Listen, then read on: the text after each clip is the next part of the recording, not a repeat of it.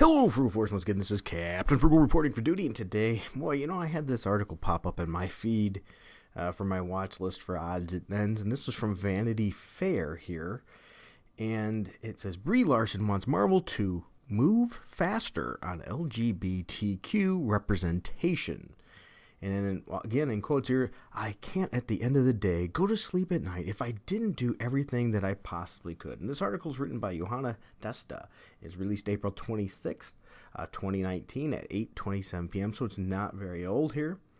And so there's just, I read this and I can't help but scratch my head. So let's go through this, shall we? It says, Marvel may be slow with firsts. No, it is not. It's never been slow with first. If you want to see representation, look at old Marvel comic books. It's been in the books for a very long time with color, race, gender, all of it. It's been there. So once again proves people are writing articles that they have no clue what they're talking about. It says, though, but it's finally making strides. Black Panther marked the cinematic universe's first film with a mostly black cast. Sure, but I guess Blade doesn't matter, even though, it had a headline of a black male, but I guess it has to be predominantly black cast. And this is one of the things that bug me. Why does it have to be predominantly one whole group of anything? Once again, we continue to segregate and identify that way when all we will keep talking about is we want everyone to be together. Then quit segregating. Quit shining big lights on all this stuff and just put people in there and match. No problem. Anyway, it says Captain Marvel was the first standalone film for a female superhero. Once again, not exactly. Evidently, Elektra doesn't matter.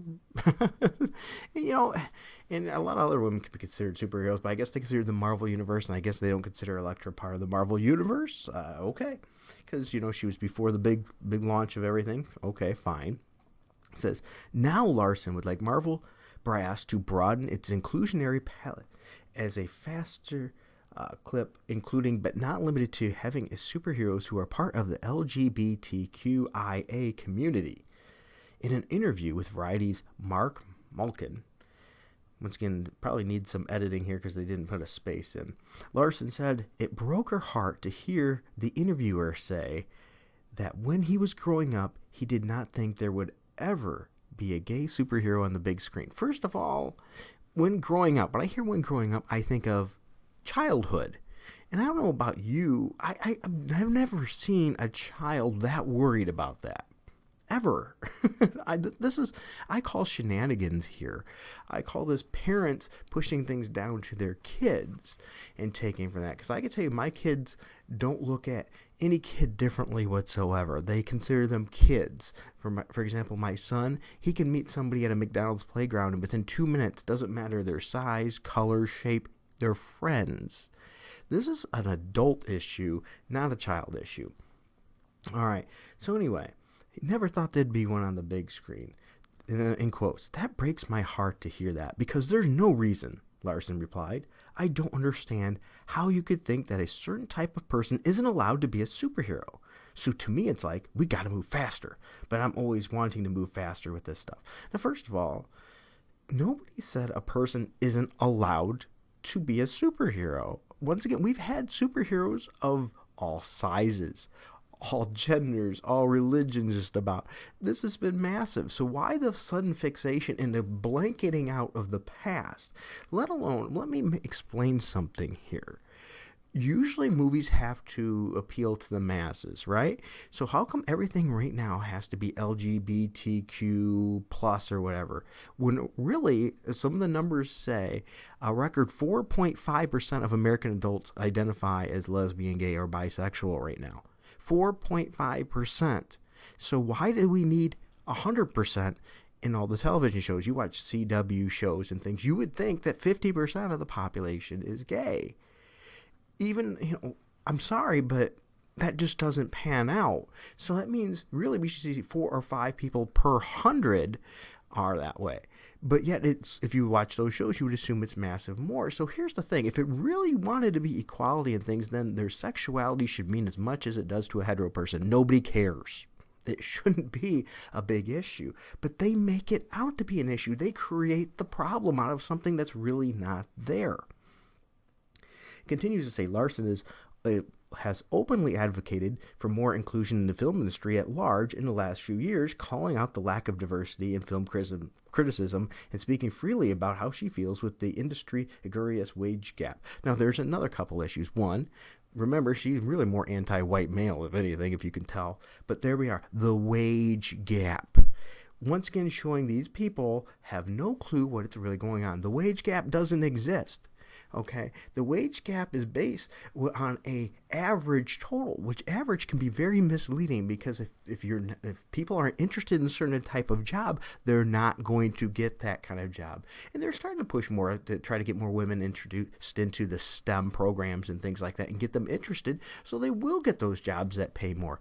But currently, as well as in the past when these studies have done, that has not been the case. So they're taking people that are okay with different types of jobs that tend to be lower paying, and they use that as an average, which is once again completely wrong. So good job, Brie. You missed it on how the population works. You missed it on representation as per capita. You've missed it as on the wage gap, supposedly. These people are clueless. Once again, I want to make sure you realize that I'm not a woman hater here. I'm not anti, I'm not a homophobe or anything you want to call it. I don't care about that stuff. And what I mean by I don't care is I don't look at somebody any differently because of that. Okay? It does not bother me one bit. So anyway, she continued in the interview saying that just being Captain Marvel wasn't enough in terms of representation. Okay? And then quotes, "It wasn't enough for me just to look strong on a poster. It needed to extend further than that," she said. "I feel like I can't, at the end of the day, go to sleep at night if I didn't do everything I possibly could." In other words, if I can't emasculate all white males, right? Because that seems to be what her goal has been. Marvel producer Victoria Alonso has previously said, quote, "The world is ready," and then, unquote, "for a gay superhero." Why the world is ready and then, unquote, "for a gay superhero"? Are you mixing words here? Probably not, but who cares? It says, "I am so passionate about this. I've got to tell you," she told Variety. The first one, once again, if you don't know that the world's had gay superheroes, Google it, for crying out loud. Marvel, DC, they've all had them. They've been around for years. It's just that it was never something somebody cared so much about that they had to put up a big flag and fireworks and everything else, because certain groups are making a bigger deal out of it than what it really is. To act like it never existed is disingenuous. Absolutely. And then, once again, why wouldn't we? Just because, it says our entire success is based on people that are incredibly different. Why wouldn't we? Once again, nobody said we can't have that. I love it. All of a sudden they think we can't have women heroes. We can't have gay heroes. Nobody is saying that. What we say, though, is we don't want Mary Sue's, and we don't want the character defined by one thing only, which happens to be sexuality. We want full-fledged, fully filled out characters with good backstory, with good history. I'm sorry, but you don't read Captain America, Spider-Man, or anything because they're a white, male, straight hero. You read them because of other factors. That's just one small piece about them. But why these groups have to make it the defining piece, there lies the problem. It should not be the defining piece. Our audience is global, is diverse, is inclusive. Absolutely it is. We see that in the comic books. For many, many years. X-Men was a great example. Black Panther has been out for a very long time. If we don't do it that way for them, we will fail. Once again, here it is. The strong must protect the weak. If we don't do it that way for them, if it's that important, they can do it. Right? We shouldn't have to make it special exemption. When we do a movie, we can't say, okay, we need this many white heroes, this many black heroes. This percentage has to be gay. This percentage has to be short. It's ridiculous. That is absolutely ridiculous. All this saying how we're not defined by our skin color. We're not defined by our sexuality. But why are you defining them by those things? It makes no sense. Then it continues, however, she stopped short of making concrete promises about when that would happen. The studio is currently focused on casting the Eternals, which has been rumored to have a queer lead character. Yeah, good luck with the Eternals there. That's going to be tough. And once again, who cares about the gender?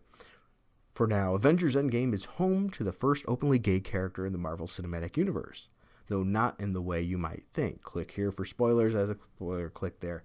And we'll talk about that in a moment. Co-director Joe Russo has acknowledged the scene in which the character appears as a milestone. I'm not going to click that spoiler because I don't want to spoil the movie for anybody, by the way.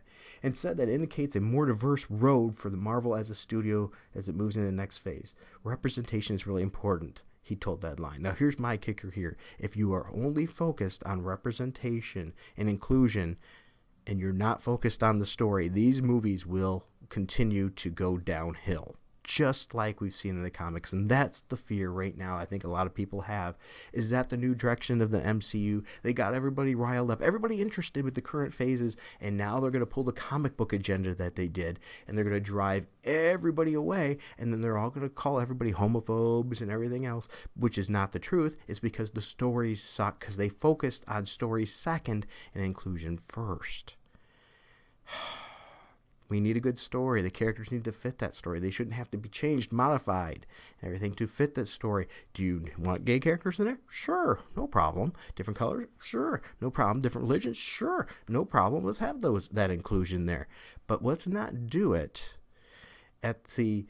on the backs of every other character. We don't have to make Captain America and Iron Man look like fools to do it. We don't have to depower Thor to do it. That's not inclusion. That's taking away. That's reduction. Inclusion means adding those characters and letting them naturally evolve and become part of the universe, which Marvel has consistently failed at in the comic books. The article continues in quotes, "It is a perfect time, but because of the things that is compelling about the Marvel universe moving forward, it's its focus on diversity." And there we have it. There's that article. Once again, I think I've shared my thoughts pretty good on this. Quit putting all the focus on somebody's sexual orientation or gender. Put the focus on the character of the person. Put the focus on the story. Then you'll continue to have good movies. If Marvel continues to go this route, like they did the comics, I think we're going to see the same mess. And of course, they're going to deny it. They're going to hide all the ratings. They're going to hide all the people's opinions on if they're going to watch that movie or not. They're going to vilify them and judge them prematurely and call them all kinds of things that they're really not, just because they didn't like something. That is scary. So once again, I have nothing against having more inclusion. I don't. None at all. But what I do have against is when we're using inclusion as a marketing tactic. And that is what we are seeing here.